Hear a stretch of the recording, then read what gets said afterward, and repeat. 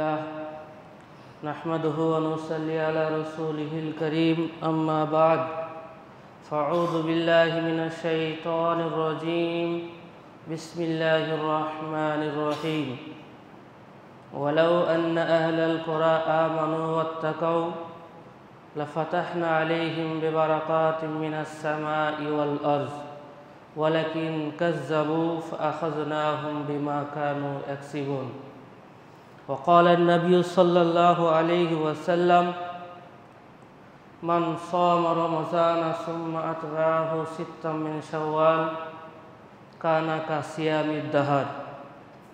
উপস্থিত সম্মানিত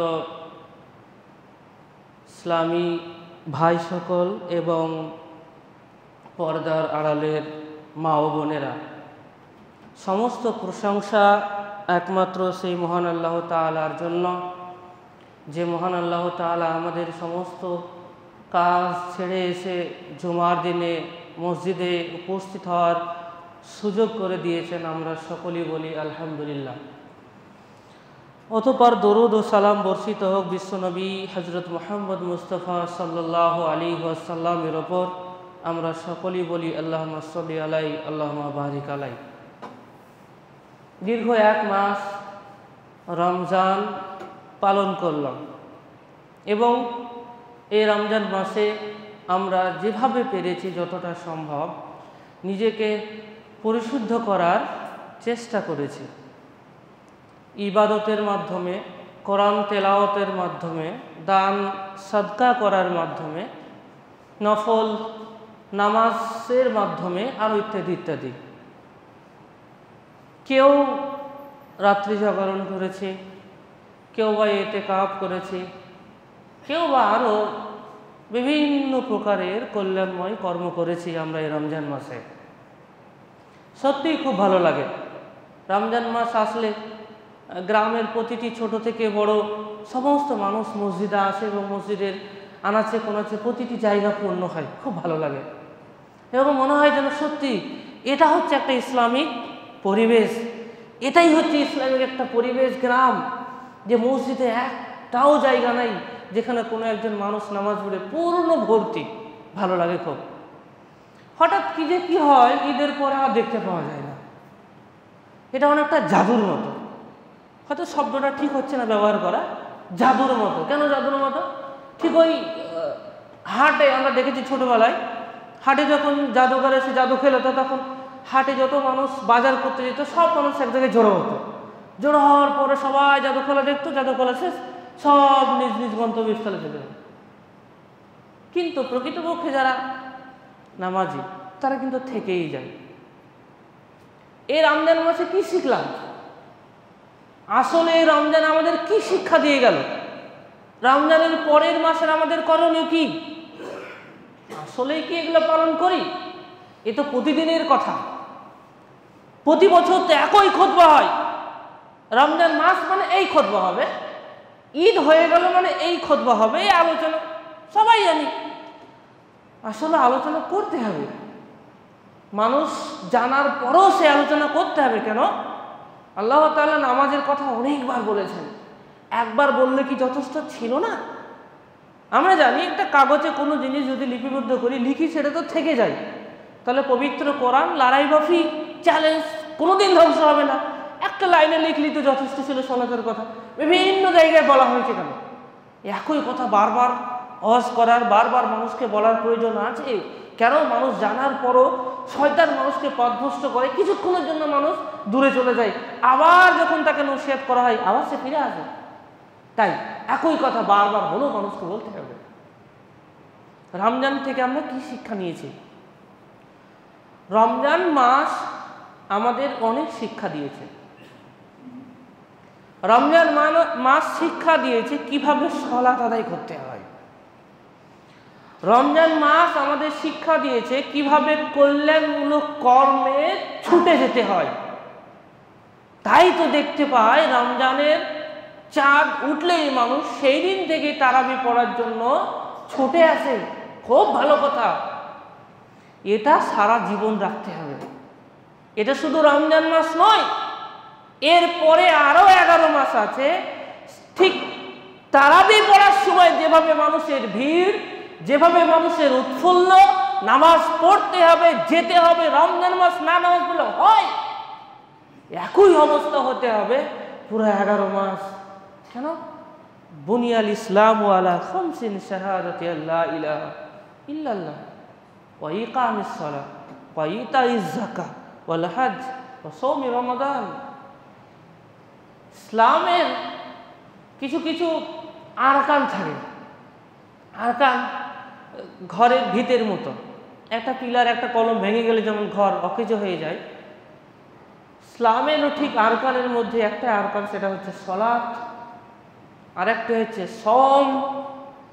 কিছু মানুষ এমনও থেকে যে যারা শুধুমাত্র সওম পালন করেছি, রোজা রেখেছি, কিন্তু সালাত আদায় করিনি। তার মানে ইসলামের একটি পিলারকে আমি মজবুত করে ধরে রাখার চেষ্টা করেছি, পক্ষান্তরে আর একটা পিলারকে ভেঙে দিয়েছি। এর মানে ওই নড়াচড়া ঘরের মতো।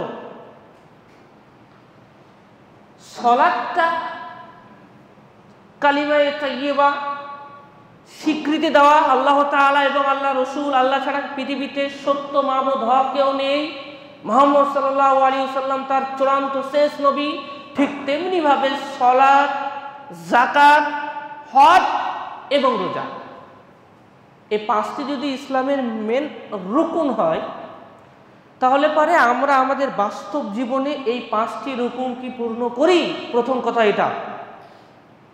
যারা আমরা এখানে এসেছি, যারা আমরা এখন আছি, ইসলামের যদি বলা হয় ইসলাম কাকে বলা হয়, শর্টকাটে উত্তর দেব শাহাদাতু আল্লা ইলাহা ইল্লাল্লাহ, নামাজ, যাকাত, হজ, সওম, ইসলাম বলা হয় শর্টকাটে। এখন আমার মধ্যে আছে তো এই পাঁচটা? যদি আমার মধ্যে না থাকে, আর এই পাঁচটা জিনিস আমরা পূর্ণভাবে শিক্ষা অর্জন করেছি রমজান মাসে, কেন বলেন তো? প্রতিটা মানুষ ইসলামের প্রতিটি সুন্দর কর্মগুলো করার আপ্রাণ চেষ্টা চালিয়েছে এবং শিখেছেও আগ্রহের সাথে, মনোযোগের সাথে।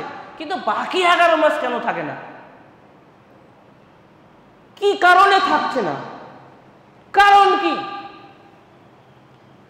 বুঝতে হবে যে রমজান মাসে এত তারাবি, এত নামাজ, এত উৎফুল্ল, এত আগ্রহী, প্রথম কাতারে দাঁড়ানো, ভিড়, বাকি ঈদের পরে তাদের খুঁজে পাওয়া যাচ্ছে না, এর মানে বুঝতে হবে ওর রমজানটা ভালো কাটেনি। কেন? আল্লাহ তাআলা এই রোজার নেকি নিজে দিয়ে থাকেন। আল্লাহ তাআলা এই মাসে সমস্ত বরকত নাজিল করেন। শয়তান বাধা থাকে, জাহান্নামের দরজা বন্ধ থাকে, জান্নাত খোলা থাকে। মানুষ অতি সহজে এই মাসের তুলনামূলক বাকি 11 মাসের তুলনায় বেশি বেশি ভালো সৎকর্ম করতে পারে। এর মানে এটাই প্রমাণিত এই মাস অত্যন্ত বরকতময়। বরকত মাস পাওয়ার পরও বাকি 11 মাসে কেন আমার ওই আমল কন্টিনিউয়াসলি থাকে না? বুঝতে হবে আমার রোজা ঠিকঠাক আমাকে ফায়দা দিচ্ছে না। রোজাটা আমার কিছু সমস্যা ছিল, হতে পারে সেটা একনিষ্ঠতা, হতে পারে সেটা প্রতি বছর যায়, নর্মালি যেতে হয়, যায়, এভাবেই এটাও হতে পারে। কেন? মানুষের কাছে কোনো বিষয় তখনই সবচেয়ে বেশি গুরুত্বপূর্ণ হবে যখন মানুষ সেই বিষয়কে বেশি গুরুত্ব দেবে, তার আগে গুরুত্ব হবে না। এখন বুঝতে পারছি ফ্যানের কি গুরুত্ব, কারণ গরম, ঠান্ডার সময় ফ্যানের গুরুত্ব আমাদের থাকে না প্রত্যেকটা বিষয়ে। নর্মালি এখন জল খাই, কিছু বুঝতে পারি না, কিন্তু একদিন রোজা রাখলে জলের কি প্রয়োজন এটা বুঝতে পারি, কারণ তখন গুরুত্ব।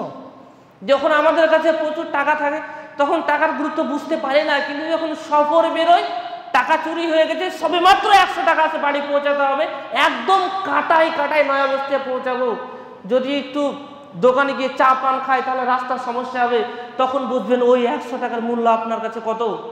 এই রমজান মাসে সফল হয়েছে তারাই, কদ আফলাহা মান তাযাক্কা, সেই ব্যক্তি সফল যারা নিজেকে পরিশুদ্ধ করতে পেরেছে। কারা পরিশুদ্ধ করতে পেরেছে? যারা এই রমজান মাসকে অতীব গুরুত্ব মনে করেছে, আমানত মনে করেছে, এটা মনে করেছে এই রমজান মাস বাঁচবো তো আগামী মাসে, আবার কি রমজান পাবো। আপনি দেখেন তো ভালো করে, আপনার পাশে যারা দাঁড়িয়েছিল গত রমজানে, এবার তাদেরকে পাননি, এবার যাদের পেয়েছেন সামনে পাবো।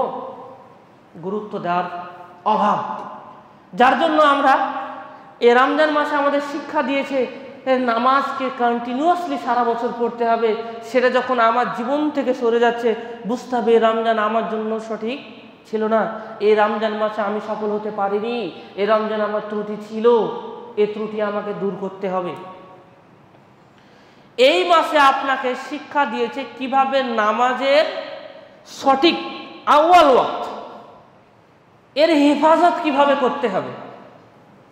দেখেন না, রমজান মাসে সমস্ত কাজ হলো, নামাজের টাইম হলো, আপনি ছেড়ে অটোমেটিক্যালি মসজিদে আসছেন, কেউ বলছে না কিন্তু, অথচ এর চাইতেও অন্য মাসে গুরুত্ব কম থাকে, একটা খুবই ইম্পর্টেন্ট কাজ করতেই হবে, এরপর আপনি টাইম বের করছেন ঠিকই, না নামাজটা পড়ি তারপর যাব, কিন্তু 11 মাসে দেখবেন ভালো করে খেয়াল করে যে ওর চাইতে গুরুত্ব কোনো গুরুত্ব নেই, এরপর ব্যস্ত আলসি বলে কিন্তু আপনি নামাজটা কি পরে পড়ছেন, এই করতে করতে একটা সময় ছুটে যাচ্ছে।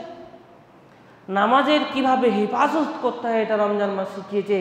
ঠিকই মাস ঠিক ছিল, কিন্তু বাকি 11 মাসে আমাদের আর কোনো গুরুত্ব থাকে না। এটা যদি হয়ে থাকে তাহলে বুঝতে হবে রমজান মাসে আমি সফল হতে পারিনি, আমার ব্যর্থতা ছিল, কিছুতে ব্যর্থতা হয়েছে, এই ব্যর্থতা দূর করতে হবে। রমজান মাসে শিক্ষা দিয়েছে কিভাবে মানুষের সাথে একসঙ্গে বসবাস করা যায়। দেখেন, আপনাদের উত্তর 24 পরগনা জেলার রাত্রেবেলা রান্না করে না, কিন্তু আমাদের মুর্শিদাবাদ জেলায় ওই মেয়েরা রাত 1টার সময় 1:30টার সময় উঠে প্রতি 30টা রোজাই ভাত রান্না করে, গরম টাটকা ভাত। এটা অত্যন্ত কষ্টদায়ক, খুবই কষ্টের। একজন উঠতে না পারলে পাশের বাড়ি পাশের মহিলা তাকে জাগিয়ে দেয়, ওঠো রান্না করো। একসঙ্গে যায়, একসঙ্গে নামাজ মসজিদ থেকে বেরিয়ে যায়, সবার সাথে সুন্দর আচরণ, খুব ভালো লাগে, দারুণ ভ্রাতৃত্ব বন্ধন, কোনো আপোষ নেই, হিংসা নেই, বিদ্বেষ নেই। সেই সময় তুলনামূলক মনে করবেন যে দুনিয়ার গতিবিধি ঠিকই চলছে, যার সাথে আপনার ভেদাভেদ থাকে, যাকে দেখতে চান না তাকেও ভালো লাগছে আপনার ওই মাসে। এটা ভ্রাতৃত্ব বন্ধন, মানুষের সাথে যে মেল হয়ে চলতে হবে, সবার সঙ্গে ভালোবাসা বজায় রেখে চলতে হবে, এটা রমজান মাসে শিখেছি। বাকি 11 মাস কেন এটা থাকে না, বুঝতে হবে রমজান মাসে আমার সফলতা হয়নি কেন। একতার কথা আল্লাহ রাসূল কত বলেছেন। রমজান মাসে আমরা বিভিন্ন গান শোনা থেকে দূরে থাকি, রমজান মাসে আমরা ফালতু কথা বলা থেকে দূরে থাকি, যে কথা বলার কোনো প্রয়োজন নেই সেগুলো আমরা বলি না, আসলেই বলি না। এবং খেয়াল করে দেখবেন রমজান মাসে মানুষের সাথে মিশও কম, বেশিরভাগ তার বাড়িতে থাকার চেষ্টা করে। তার মানে এই মাসে পাপ থেকে নিজেকে সরিয়ে নেওয়ার যে অনুশীলন, প্র্যাকটিস, এক্সারসাইজ এই মাসে বেশি বেশি করেছি। পূর্ণ 1 মাস কোনো অসুবিধা হয়নি। ভাই বিড়ি ছেড়ে দেন, ভাই সিগারেট ছেড়ে দেন, খুব কষ্ট হয়। রমজান মাসে কোনো কষ্ট হয় না। বলেন সকালে যে তুমি সকাল 6টা থেকে 12টা পর্যন্ত বিড়ি খাবে না, সিগারেট খাবে না, ওনার খুব কষ্ট হবে। কিন্তু রমজান মাসে ঠিকই ফজর থেকে এনে মাগরিব পর্যন্ত কোনো কষ্ট হয়নি। অনেকে আবার ইফতারও করছে, মনের বদমাশি এগুলো। তার মানে পাপ থেকে দূরে সরানোর জন্য রমজান যথেষ্ট ছিল, কিন্তু কি যে কি হলো, হঠাৎ করে 11 মাসে এই যথেষ্ট আর থাকছে না। বুঝতে হবে রমজান আমার জন্য সফল হয়নি।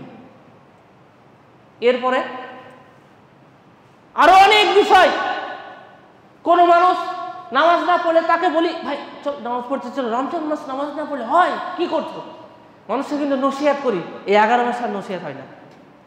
ওই মানুষটাই যে বাড়ির গেট পাস হয়ে আপনাকে এই মসজিদে আসতে হচ্ছে, তাকে নিয়ে কিন্তু আপনি এসেছিলেন, গল্প করতে করতে গিয়েছেন, ওই মানুষের বাড়ি এখন পাস কাটিয়ে চলেছেন, আর বলছেন না যে চলো নামাজ পড়তে।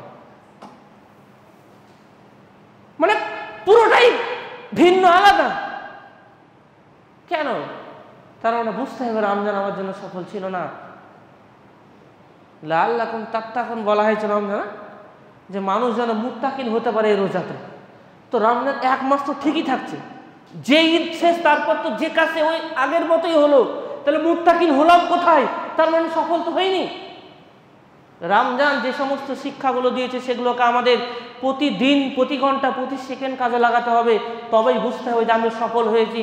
খেয়াল করে দেখবেন যার বা যে অবস্থা এখন হচ্ছে, যে রমজান মাসে যেভাবে আমার নামাজের ধারাবাহিকতা ছিল, যেভাবে নেকি কল্যাণের কর্মে আমার ধারাবাহিকতা ছিল, এখন হঠাৎ করে কি হয়ে গেল, সেই তো মনো, সেই তো বডি, সেই তো ফিগার, কিভাবে আমি দূরে সরে যাচ্ছি বুঝতে হবে। আপনার সিএম ঠিকঠাক ছিল না, আপনার সিএম আপনাকে সফল করাতে পারছে না, ফায়দা দিতে পারেনি, তা আপনাকে সংযত হয়ে আবার ফিরে আসতে হবে। না হলে কি হবে? না হলে আল্লাহ তাআলার গজব নেমে আসবে।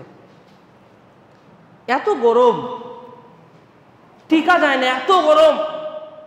রমজান মাসে মোটামুটি 25 রোজার পরে কয়েকদিন হয়েছিল গরম, তারপরে কিছু ঠান্ডা, তারপর শুরু হয়েছে গরম। খেয়াল করে দেখবেন, এটা হচ্ছে এপ্রিল মাস, এরপরে মে, জুন, জুলাই, মে, সবচাইতে গরম। সূচনা শুধুমাত্র এটা, ঠান্ডা শেষ, গ্রীষ্মকালের সূচনা। এই সময় যদি এত প্রকার হয় তাপের, এখনো কিন্তু সময় আসেনি, কি অবস্থা হবে? এত তাপ কেন? এত কষ্ট কিসের জন্য? যে কোনো জায়গাতে আগুন লেগে যাচ্ছে, এত গরম, এত তাপ সহ্য করা মুশকিল। এরপরও কৃষকরা কাজ করছে, এরপরও তারা কষ্ট করছে। এগুলো কিসের জন্য? আল্লাহ তাআলা পবিত্র কোরআনের মধ্যে বলেছেন, জাহারাল ফাসাদু ফিল বাররি ওয়াল বাহরি বিমা কাসাবাত আইদিন নাস। পৃথিবীতে যা কিছু বিপর্যয় দেখতে পাবো, যা কিছু মানুষের ক্ষতি দেখতে পাবো, যেটা আমাদের জন্য ঠিক নয়, যেটা আমরা চাই না। আমরা এই গরম চাই না, গরম আমরা চাই না। সব কিছু মানুষের কৃতকর্মের ফলাফল। কি কৃতকর্মের ফলাফল? কেন? আল্লাহ তাআলা সূরাতুল আরাফের মধ্যে বলেছেন কি, ওয়ালাউ আন্না আহলাল কুরআ আমানু ওয়াত্তাকাউ। যদি গ্রামের মানুষ ঈমান আনতো এবং মুত্তাকিন হতো, প্রথম শর্ত, খুব গুরুত্বপূর্ণ এখানে আলোচনা। যদি গ্রামের মানুষ ঈমান আনতো এবং মুত্তাকিন হতো, তাহলে আমি কি করতাম? লা ফাতাহনা, তাহলে আমি উন্মুক্ত করতাম, খুলে দিতাম, আলাইহিম, মানুষের উপরে কি, বারাকাতিম মিনাস সামাই ওয়াল আরদ, আসমান এবং জমিনের মধ্যে যে সমস্ত কল্যাণ রয়েছে, এই কল্যাণগুলো আমি উন্মুক্ত করে দেব, মানুষের উপরে করে দিতাম, যদি মানুষ ঈমান এবং মুত্তাকিন হতো। কিন্তু ওয়ালাকিন কাযযাবু, মানুষ এটাকে মিথ্যা মনে করেছে। ফাআখাযনাহুম বিমা কানু ইয়াকসিবুন, তাদেরকে আমি পাকড়াও করলাম। কেন? মানুষ যা কৃতকর্ম করেছে। এখন আপনাকে আমি কি করে বুঝাবো যে আসমান এবং জমিনের বরকত কি? আয়াতের মিনিং কি? লাউ আন্না আহলাল কুরআ, যদি গ্রামের মানুষ আমানু, ঈমান আনতো, ওয়াত্তাকাও, মুত্তাকিন হতো, লা ফাতাহনা, তাহলে আমি খুলে দিতাম, আলাইহিম, মানুষের উপরে, বারাকাতিম মিনাস সামাই ওয়াল আরদ, আসমান এবং জমিনের বরকত। আসমান ও জমিনের বরকত কি? আসমানের বরকত একটা বৃষ্টি, জমিনের বরকত ফসল। আসমানের উপর থেকে বৃষ্টি নেই, ফসল নষ্ট হবে। ফসল নষ্ট হওয়া মানে মানুষ না খেয়ে মরবে। ফসল নষ্ট হওয়া মানে পশু পাখি না খেয়ে মরবে। ফসল নষ্ট হওয়া মানে, আর উপর থেকে বৃষ্টি না হওয়া, পৃথিবীতে গরম হওয়া, এর মানে পৃথিবীতে অসংখ্য কোটি কোটি পশু প্রাণী আছে, কীট পতঙ্গ আছে, সকলের ক্ষতি, আমাদের ক্ষতি, প্রত্যেকের ক্ষতি। তার মানে এটা একটা বিরাট বড় বরকত যে মহান আল্লাহ তাআলা আবহাওয়াকে ঠান্ডা রাখবেন। বরকত নয়? বরকত তো। আল্লাহ তাআলা আসমানের উপর থেকে আবহাওয়া ঠান্ডা রাখবেন, এটা কি বরকত নয়? এই একই অবস্থা যদি রমজান মাসে 1 থেকে 30 পর্যন্ত হতো, রোজা রাখতে পারতাম? কি কষ্ট হতো বলে, ভীষণ কষ্ট হতো। এটা বুঝেছি হতো, 25 রোজা পর্যন্ত কিছু বুঝতে পারিনি, পিপাসাই লাগেনি। কিন্তু লাস্টে যে কদিন প্রচণ্ড তাপ হয়েছিল, তখন কিন্তু সত্যি পানি টান এবং কষ্ট হয়েছে। তার মানে আবহাওয়া ঠান্ডা রাখাটা, বৃষ্টির সময় বৃষ্টি হওয়া, রৌদ্রের সময় রৌদ্রের প্রয়োজন, ঠান্ডার সময় ঠান্ডার প্রয়োজন, এই ঠিকঠাক টাইমে ঠিকঠাক হওয়া, এটা আল্লাহ তাআলার আসমানের উপর থেকে একটা বিরাট বড় বরকত। অসংখ্য বরকত রয়েছে, তার মধ্যে এটা একটা। এত গরম, এত তাপ, বেরোনো যাচ্ছে না, মানে এটা বরকতের অভাব। মহান আল্লাহ তাআলা, এটা একটা আযাব। সায়েন্সে পড়েছি, পরিবেশ বিদ্যায় পড়ছি যে গাছপালা কাটলে, গ্লোবাল ওয়ার্মিং হলে পৃথিবী উষ্ণতা বেড়ে যাবে, হবে, ঠিক আছে, ওটাই একটা কারণ। এটা কি কারণ নয়? শুধু কি এই পর্যন্ত ছেড়ে দেবো যে গাছ কাটার ফলে পৃথিবীতে উষ্ণতা বাড়ছে? না, মহান আল্লাহ তাআলা এটা একটা আযাব যে মানুষকে গরম দিয়ে মারবেন। গরম হওয়া মানে আসমানের কোনো বরকত আল্লাহ তাআলা উঠিয়ে না, মানে সারা পৃথিবীর মানুষ এতে ভোগবে। যদি আমার পার্সোনালি কোনো একটা অসুখ হয় তাহলে আমি বিপদের মধ্যে, উপর থেকে বিদ্যুৎ যদি কারো বাড়িতে পড়ে তো সেই বাড়ির মানুষ কষ্টে ভোগবে।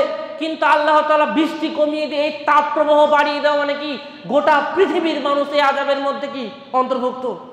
আল্লাহ তাআলা কি বলেছিলেন, ওয়ালাউ আন্না আহলাল কুরা আমানু ওয়াত্তাকাউ, যদি গ্রামের মানুষ ঈমান আনতো এবং মুত্তাকিন হতো তাহলে আমি আসমানের উপর থেকে বরকত নাজিল করতাম। আর আমাদের এই মুহূর্তে যে বরকতের প্রয়োজন সেটা হচ্ছে বৃষ্টি। বৃষ্টি নেই। কেন বৃষ্টি নেই? কারণ আমাদের ঈমান নেই, মুত্তাকিন নেই। এক মাস যেমন ছিল পুরোটাই উল্টো। বলেন এটা কি এখানকার অবস্থা? সারা পৃথিবীর অবস্থা, প্রতিটি জায়গায় একই অবস্থা। এই জন্য আল্লাহ তাআলার উপর থেকে বিপদ নেমেছে। হ্যাঁ, ভালো মানুষ তো আছে, তাদের কি দোষ? তারা কেন এই রৌদ্রে পড়বে? যখন আল্লাহ তাআলার আযাব আসে তখন ভালো মানুষ তাদের গ্রেফতার হয়, কিন্তু আল্লাহ তাআলা তাদেরকে বেছে নেবেন। আল্লাহ তাআলা তাদের বেছে নেবেন। আমাদের ফিরে আসতে হবে। শুধু এটা তাপ প্রবাহ বলে নয়, এই আয়াতের অর্থ বুঝলে এটাই বোঝা যাচ্ছে যে সত্যিতে যদি ঈমান না আনি তাহলে তো বরকত থাকবে না। আসমানের বরকত, জমিনের বরকত যদি আমার জীবনে না থাকে তাহলে আমি কিভাবে চলবো? মানুষের অসংখ্য টাকা আছে, অনেক সুখের মধ্যে আছে, আল্লাহ তাআলা যদি বরকত না থাকে ওই মানুষ পৃথিবীতে এক ধাপ এগোতে পারবে না। বরকত কি? হুট করে আপনার বাড়িতে কোনো একটা ক্ষতি হয়ে গেল। বরকত কি? রাস্তায় চালিয়ে যাচ্ছেন, বাইরে একটা দুর্ঘটনা ঘটে গেল। বরকত কি? আজ থেকে 2 বছর আগে পাট বুনেছিলেন, অনেক পাটের দাম ছিল অনেক, 8,000 টাকা কুইন্টাল, 7,000 টাকা কুইন্টাল, এখন 3,000 3,500 টাকা কুইন্টাল। অনেক খরচ, কোনো লাভ নেই। পাট বুনেছেন, অনেক টাকা খরচ করে রৌদ্রে পুড়িয়ে ঝাই করে দিল। বরকত? এমার্জেন্সি কাজে রাস্তায় বেরিয়েছেন, হঠাৎ একটা অঘটন, আপনি সেখানে পৌঁছাতে পারলেন না, বরকতের অভাব। কিসের বরকত? এগুলো উপর থেকে। কেন হচ্ছে এগুলো? এগুলো হচ্ছে আমাদের কৃতকর্মের অভাব। মহান আল্লাহ তাআলা রমজান মাস প্রতি বছরে দেখবেন খুব সুন্দর আবহাওয়া থাকে। প্রতি বছর দেখবেন রমজান মাসে প্রত্যেকে সুন্দর ইবাদত করে এবং রমজান মাস আমাদের জন্য ফেভারও থাকে, ভালো লাগে সেই সময় টাইম পার করতে। কেননা সেই সময় সারা পৃথিবীর মুসলিম যে কোনোদিন মসজিদে আসে না সেও মসজিদে এসে আল্লাহর কাছে দোয়া করে, আল্লাহ আমাকে মুমিন করো, আমাকে সঠিক পথে পরিচালিত করো। আল্লাহ তাআলা রেসা করলেন বরকত। তাহলে জমিন এবং আসমান দুই জায়গার বরকতের আমাদের ভীষণভাবে প্রয়োজন। এ বরকত কিভাবে আসবে? ও তো শর্ত বলে দিচ্ছে, আমানু ওয়াত্তাকাউ। আর এটা তো আমরা রমজান থেকে শিখেছি। তাহলে সেটা যদি আমি আমার বাস্তব জীবনে ধরে রাখতে পারি তাহলে আমি ইনশাআল্লাহ সফল হব। এটা আমি একাই? এটা কি আমার জন্য একাই, নাকি এটা আমার সন্তানের জন্য প্রযোজ্য, নাকি এটা আমার স্ত্রীর জন্য প্রযোজ্য? কিভাবে হতে পারে? স্বামী নামাজ পড়ে স্ত্রী নামাজ পড়ে না, স্বামী ইবাদত করে স্ত্রী নামাজ পড়ে না, আবার স্ত্রী আছে স্বামী নামাজ পড়ে না। এটা কিভাবে হতে পারে? একজন কল্যাণকর, যে বাড়িতে আল্লাহ তাআলার বিশেষ রহমত থাকবে, যে বাড়িতে মহান আল্লাহ তাআলার বিশেষ বরকত থাকবে, সে বাড়িতে এটা কিভাবে হতে পারে? পরিবারের অর্ধেক মানুষ কল্যাণের পথে আর অর্ধেক মানুষ অন্যায়ের পথে, এটা হতেই পারে না। এর মানে বুঝতে হবে দুজনের সমস্যা আছে। এটা আপনার স্ত্রীকে বুঝাতে হবে, আপনাকে বুঝতে হবে, আপনার সন্তানকে বুঝাতে হবে। তাহলে দেখবেন আল্লাহ তাআলা ওই যে আয়াত, ওয়ালাউ আন্না আহলাল কুরা আমানু ওয়াত্তাকাউ লাফাতাহনা আলাইহিম বারাকাতিম মিনাস সামাই ওয়াল আরদ, এটা আপনি পাবেন। এ তাপ প্রবাহ কমবে। মহান আল্লাহ তাআলা এটা একটা রাগ। ইস্তিসকার নামাজ, পানি চাওয়ার নামাজ, প্রয়োজন ছিল কি এই নামাজ, এই সিস্টেমটা দেওয়া? ইস্তিসকার নামাজ আল্লাহ রাসূল বলেছেন, সাহাবারা এসে নালিশ করলে, হে আল্লাহ রাসূল, এত তাপ, ফসল পুড়ে ছারখার হয়ে গেল, নামাজ পড়তে গেলেন, ফাঁকা মাঠে গেলেন কেন? নামাজ আল্লাহর রাগকে মিটিয়ে দেয়। আস্তে না আস্তে প্রচন্ড বৃষ্টি, ভেসে গেল, আবার নালিশ, আল্লাহ রাসূল এবার যে বন্যাতে ফসল পুরো ডুবে গেল, পানি বন্ধ করার দোয়া করুন। পানি বন্ধ করার দোয়া করা হলো। আল্লাহ তাআলার রাগ নিবারণের অন্যতম মাধ্যম হচ্ছে সালাত, অন্যতম মাধ্যম হচ্ছে নামাজ, অন্যতম মাধ্যম হচ্ছে মসজিদ। এইখানে বসে যে তৃপ্তি আপনি অনুভব করবেন এটা চায়ের দোকানে অনুভব করবেন না। এই মসজিদে এসে 2 রাকাত নামাজ পড়ে যে তৃপ্তি অনুভব করবেন, কোনো ওষুধ আপনাকে এসে অনুভব করাতে পারে না। বলেন এনার্জির ওষুধ আছে, কোনো ওষুধ কাজ করবে না। মহান আল্লাহ তাআলার শ্রেষ্ঠ ওষুধ, শ্রেষ্ঠ জায়গা হচ্ছে মসজিদ। এই মসজিদে আসতে হবে, এখানে আল্লাহকে ডাকতে হবে। তাহলে দেখবেন অনুতপ্ত, দেখবেন তৃপ্তি কাকে বলা হয়। মানুষের ভিতর মনে হবে যে না, হ্যাঁ এখন আমি ঠিক আছি। পরিবারের প্রত্যেককে, স্বামী স্ত্রী সন্তান মা আব্বু দাদু প্রত্যেককেই মুমিন হতে হবে। ত্রুটি থাকবে, পাপ হবে। পাপ না হলে আপনি ক্ষমা চাইবেন কিভাবে? আল্লাহ তাআলা রহমান, আল্লাহ তাআলা ক্ষমাশীল দয়াশীল। আমার পাপই যদি না থাকবে তাহলে আল্লাহ কাকে ক্ষমা করবে? আমার যদি কষ্টই না থাকবে তাহলে আল্লাহ দয়াশীল কিসের জন্য? ওই সিফাতটা থাকতো না যদি আপনি পাপই না করবেন। আল্লাহ ক্ষমা করার জন্য বসে আছে, এর মানে আপনি পাপ করবেন স্বাভাবিক, কিন্তু পাপ করে সঙ্গে সঙ্গে আল্লাহর কাছে ক্ষমা চাইতে হবে, ভুল থেকে ফিরে আসতে হবে, ত্রুটিমুক্ত জীবন যাপন করতে হবে। তাহলেই দেখা যাবে যে সুন্দর একটা পরিবেশ গড়ে উঠছে।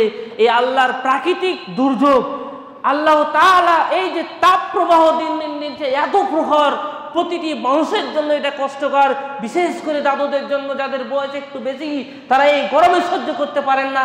আমাদের প্রত্যেককে ফিরে আসতে হবে, আল্লাহর রাগকে মিটাতে হবে। আল্লাহ ক্ষমা করো আমাদের।